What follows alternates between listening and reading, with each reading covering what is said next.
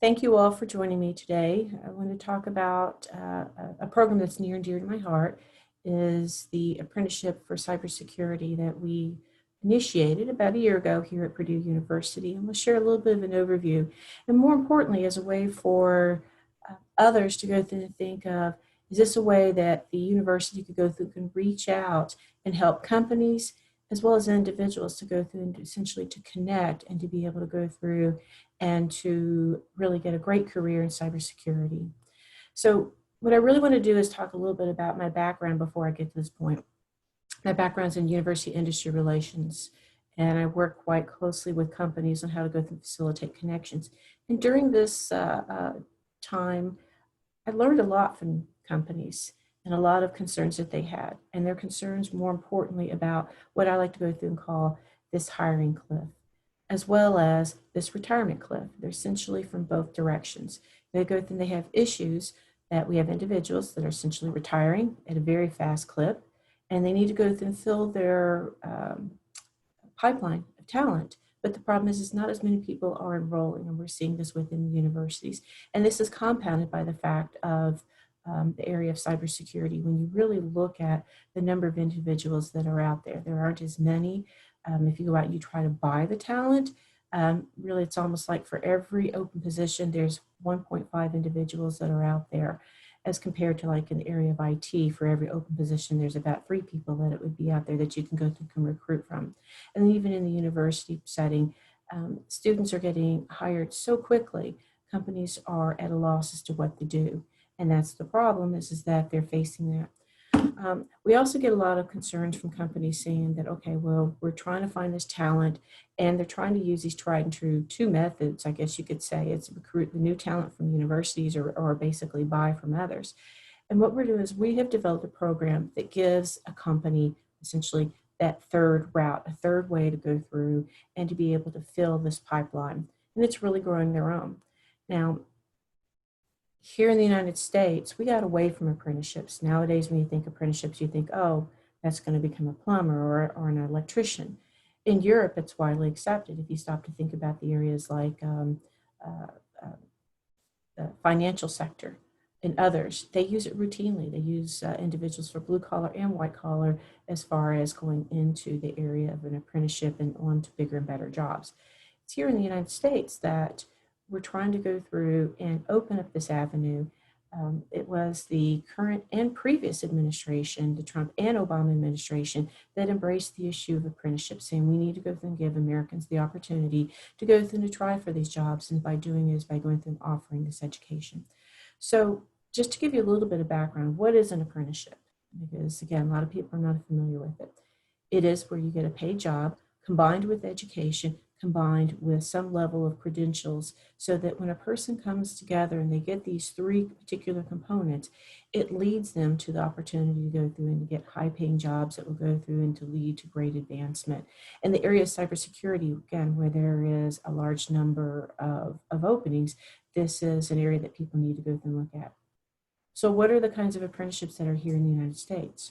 Well, there is what they call IRAPs, which is an industry recognized apprenticeship, or the IRAPs, or the registered apprenticeship programs, and then there's the unregistered.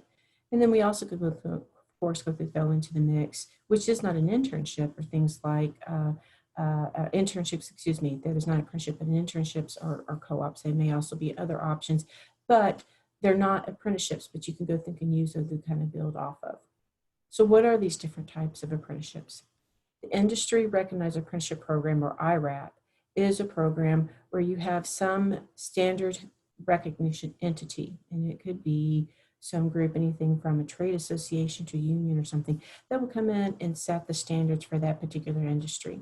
And then they will come in and help with the companies to go through and adhere to those levels. The difference is you're not really working as much with the Department of Labor, and you're not adhering to a lot of the standards that Department of Labor has.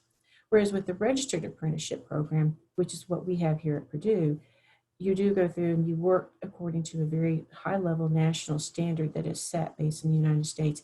And then it's applied across all sectors that are working in that particular area.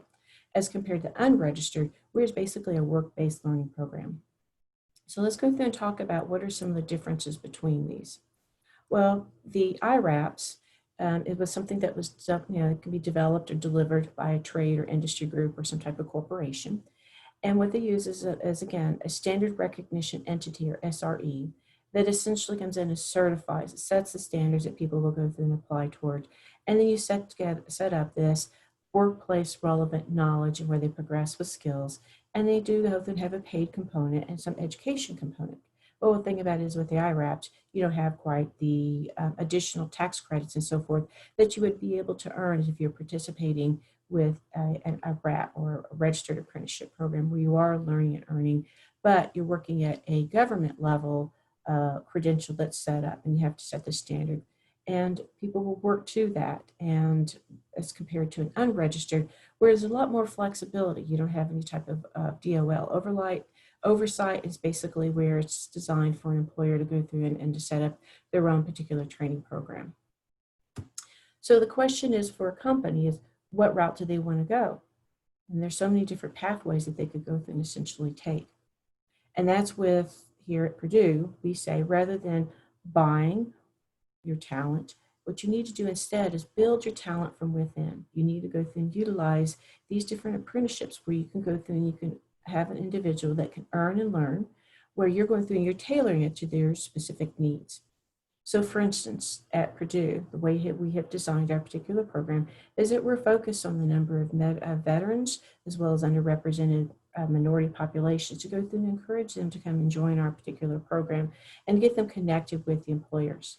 And we have developed a specialized portal, essentially as a one-stop shop, not only for our candidates to go through to be able to come in and register, but we also have the same thing for companies to come in, set up what their apprenticeship looks like, and they can go through and utilize this portal to go through and identify gaps and to go through and to help guide them based on the KSAs from the NICE standard.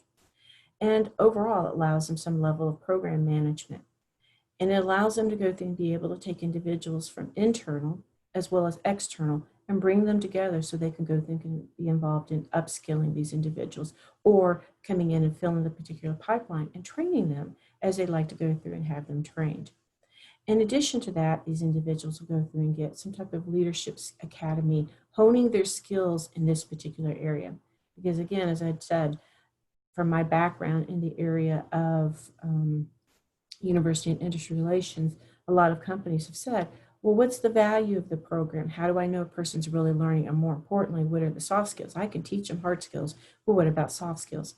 Well, these are the different components that we have gone through and baked into our program. So again, we have a registered apprenticeship program, and because our registered apprenticeship program, we have a national standard. And with this, an individual, when they finish, they will not only get this certificate from the federal government, which is another credential, they were able to go through and sit for various certification exams. We're the first cybersecurity apprenticeship program in the United States where an individual can get a badge, and it could be in various several week-long non-credit type of intensive training. They can go and can get an associate's, they can get a bachelor's, or they can get a master's. And what it does is it allows a company to go through and be able to structure the program and provide the education for each individual that meets the ultimate end game of what they're hoping to go through and essentially fill. They want to go through and be able to plug those gaps and to go through and to help to train an individual up. With respect to an IRAP, which is, again, really more recently rolling out, those would have some type of standard that an industry trade group would go through and would set up. It would not be registered with the federal government. And again, individuals that participate in an IRAP would not be available or able to go through and qualify for certain, for instance, if they're a veteran, to be able to get various MHA or other types of materials, monies. And some places may not go through and allow the company to go through and to apply for various grants. Others may to go through and offset some of the training. It will kind of depend. But with the registered apprenticeship program, it's essentially at the highest level of many of these different benefits that are essentially opened up. So as I've mentioned, sorry, was there a question? Yeah, there's a little couple questions. Okay. Get these ones, and you explained a little bit about them, but I guess there's a question about what is the difference between an apprenticeship and an internship? Okay, great, wonderful. We do go and get that question. So an internship is a very short-term type of position. You have a student that's currently at our various universities, whether it would be a community college or a four-year institution or whatever. And the person will go to work for usually like a summer or a semester, and then they go back to school. Whereas with an apprentice, or even with the co-op, I always like to say, this is the intern that never leaves, or the co-op that never leaves. You are there all the time doing on-the-job training and learning. At the same time, like for instance with here at Purdue, everything we have is online. So a person could be anywhere in the United States, and they could be going through and getting one of the different degrees you see right here, the different four levels of education that we go through and offer. And a person can go through and can get that. Whereas with an internship, they're there, they go back. Likewise, with a co-op, they're there for a semester, then they go back. Now, there are some universities, like for instance, the University of Cincinnati, has taken their co-op program and has turned it into an apprenticeship. And I'm not sure exactly how they have structured it, but that may be one if someone is interested in looking at it. JR, you said there was another question? Yes. There was a quick question about basically your presentation. Is there a curriculum someone can share for this program? So the four different curriculums that we have, Mm-hmm. I was actually going to go through and talk about that just a bit. So what Sweet. we've done is, and I'm hoping I got the question that you were answering the question you asked. With the curriculum, we have, it's the Purdue West Lafayette Bachelor's in Computer Information Technology, major in computer science, cybersecurity. So that is our bachelor's. The associates is through Vincent University. They have two different associates. Again, both of those are also online. And then IUPUI, which is Indiana University, Purdue University at Indianapolis, the Purdue component of that particular institution, is offering a master's in cybersecurity and trusted systems. And again, all of those are online.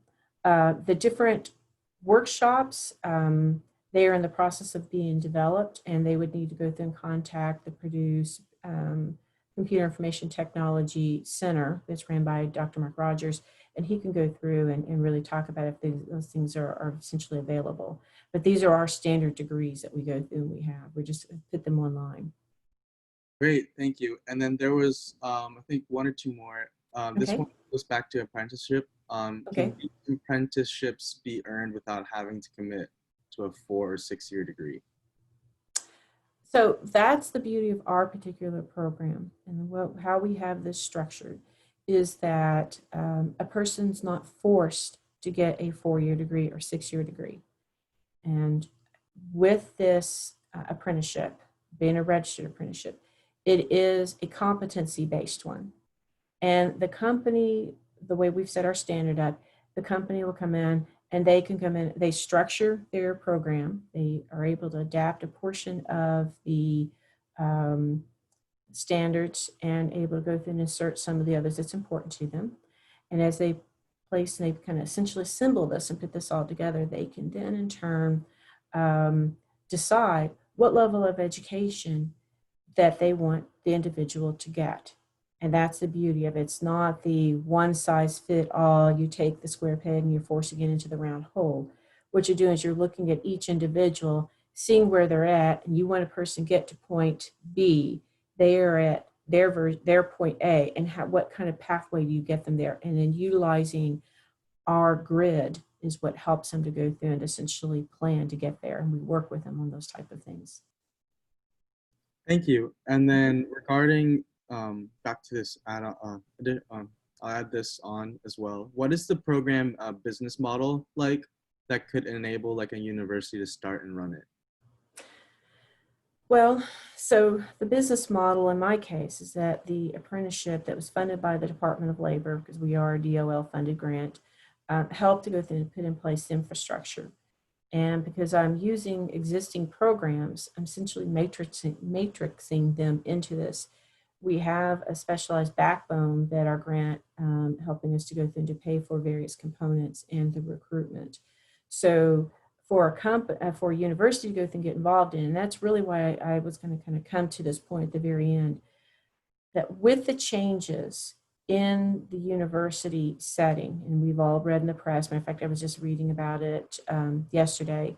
Um, some of the groups are saying, well, concerned about COVID, what will go and happen as far as the finances. I'm a firm believer that apprenticeships and even workforce education itself is another component that the universities really need to go and focus on assisting companies with. Why, when I made the point earlier, they have this cliff, and it's like a double-sided cliff. They've got on one side people are retiring, and on the other side they go and have where there's not as many people coming in. So how does a university come in and capitalize on the population that is there? What can they go and can do, and how can they reach out to individuals where they're at? And that's really what this apprenticeship does, is that it allows a university to be involved in reaching out to individuals so that you can go think and meet them where they're at, as well as helping a company to meet where they're at. And really, it brings everyone together, public-private partnership with the individual, helping them to go through and get a better job, better education. And the beauty of it is that we have our structure where the companies are paying for the education. So the individual is not paying for it. So they're getting paid to work as well as they're getting their education paid for. So essentially, it helps the individual on both sides. And they're doing their education at the same time as working. So therefore, you're essentially compressing some things and you're shifting things. Instead of doing your education and then going out, you're actually doing them simultaneously. And studies in Europe have actually shown, and for instance, in areas, apprenticeships are related to engineering, that the first year of the apprenticeship, that's where a company, I mean, they do, I guess you could say, if you're looking at their return on investment, their ROI, they don't make a return on investment. They're actually putting more money into it. But by the time they go through and get to year two, they're net neutral. And by the time they get to year three of that apprenticeship, they're actually in the positive. They're making money off of it. And that's where the Department of Labor says for every dollar a company spends, they make $1.47 return on investment. And that's across all apprenticeships. But when you stop to think about it, there are some occupations where it could be, studies have shown, as much as $3 return on investment for every dollar that's spent. So again, for a company, this is, I guess you could say it's a no-brainer the way we look at it. And the companies that are starting to jump onto this are seeing this because it's so unique and different. They have to kind of get their mind wrapped around what this is. But the individuals that get involved have found this to be very, very beneficial in studies. Thank you for answering that. Going back to like the companies, and then we're talking about the differences between the internship and the apprenticeship. Someone asked, how do you find companies willing to do these apprenticeships or security internships? Well, like anytime you work with a university works with a company, it's not going to be just a quick one and done. You just walk in and say, here's my stuff. Will you go then and take it? Especially in this area, it takes a lot more time because you have to help them understand how different this is. This is not something they're used to doing, and they really have to go through them all through it. But once they embrace it and they understand, and then essentially we're starting to see companies jump on board. The problem with not only with cybersecurity apprenticeships, but all apprenticeships, much like what other companies in general are having, because of COVID, it's upended everything. And fortunately, is what we're finding is a lot of companies are like, okay, we're interested, but we're going to pause. We'll come back and talk to you. Some are like, okay, well, we just laid off a lot of people. We can't get started, but we'll come back again and talk to you. Others are like, no, we want to go ahead and move forward. So you see kind of these multiple camps. Again, in the era of COVID, things are a little bit on the weird side, but things will get settled down, not only for us, but for all the different apprenticeships, regardless of whether you're in manufacturing or if you're in the area of healthcare, what it may be. Everyone is going through and facing this, as well as you're seeing the same thing with internships and co-ops and others. They're not bringing the students in because they're like, well, we can't meet in person. And more importantly, we have a lot of other issues that we need to contend with right now. That's great. Thank you for answering all those questions. They were very, very, very important, very essential. Okay, great, wonderful. So as you can see here, we do have our 4 different areas as far as education. And again, we work with the company to go through and to figure out what do they want for each individual. So let's say, for instance, I'll use an example. We have a company, it's called the Purdue company, and we have myself and JR. We're both going to go through and be apprentices. They will look at JR and say, oh, JR, you've done all of this. Here's your educational path. Let's go through and figure this out. We want you to get to point B. And you can say, well, Jeannie, you're not as far along on there. So we need you to do this, which is a little bit different. And again, each person is different and unique. So how do we help that person to get to the point that they need to be, that the company decides? That's the critical component is that the company's coming in and deciding and helping to guide. They help to go through and figure out what you need as a person, what JR or myself would need to go through and meet their needs, to help them to go through and solve the problems that they have. Okay. Continue on. I'm going to go through and stop right there. And so the other component that I want to go through and also touch on is the Leadership Academy. With respect to the Leadership Academy, it's something that we've been doing here on campus. One of our faculty members started this particular program, and because of the Leadership Academy, he has found it to be really quite successful with the students.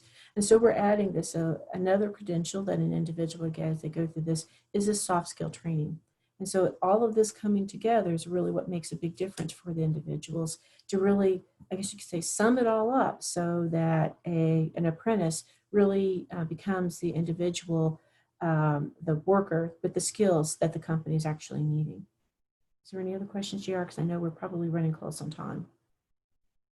Unfortunately, it's a little disappointing the laptop situation, but many attendees would love to connect with you. Is it Sure. possible your email or Yes. Yeah. um, So let me give you my email address for those that are listening. It's GUMBERGER at Purdue.edu. And again, I apologize for starting so late on my presentation. I had basically major issues with my laptop. Essentially, my laptop crashed and I had to scamper around to find one that as a backup. So I guess lesson learned during COVID is always have a backup laptop if you're going to go and do a presentation. So again, my apologies for that. But I'd be happy to go and chat with anyone if they would like further about this. And thank you all again for your willingness to go and to join, even though we got a little bit of a late start. Yeah, thank you, Jeannie. Is there any other questions? I know Dan mentioned there our schedule does have a break right now, but Mm-hmm. if there is I mean, any I'm other, willing to stay if people have additional questions. If not, they yeah, can email me. of course, Mhm. yeah, that's what I was gonna go to. If anyone else has other questions, we will stay on the line. Thank you, guys.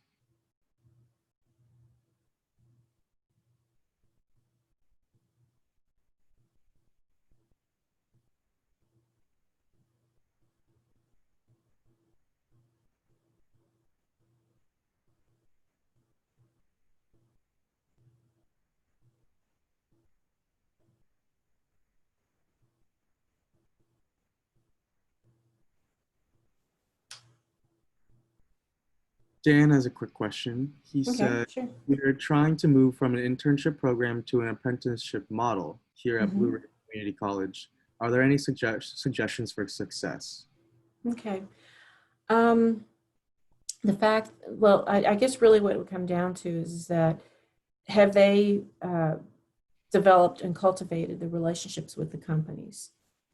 If not, if they're just like, well, we're just going to let the students just kind of go out and do their own thing and find their own internships, then make it a little more challenging. Whereas if they already have the relationships with the companies, what I would do is reach out to those companies and really have some conversations with them and say, we want to go through and change over to this particular model. Would you be willing to support it and work through that?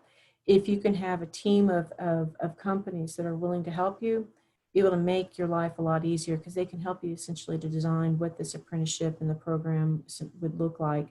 They can help you decide whether you want to go through and do a registered apprenticeship or whether you want to go through and do an IRAP.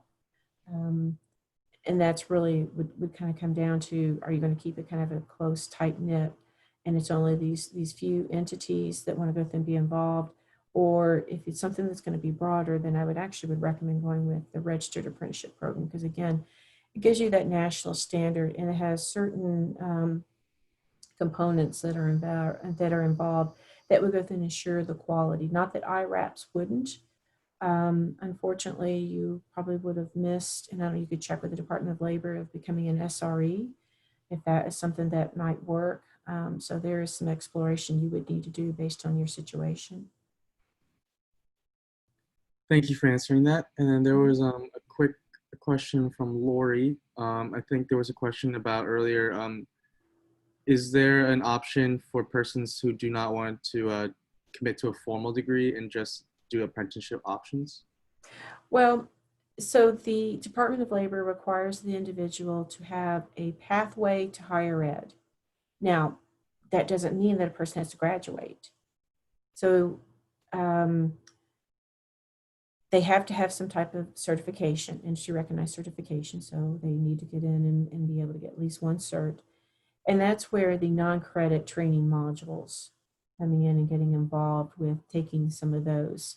Let's say, for instance, you want to go through and get into an area that relates to cyber forensics. That's what the company feels you need to have that type of specialization.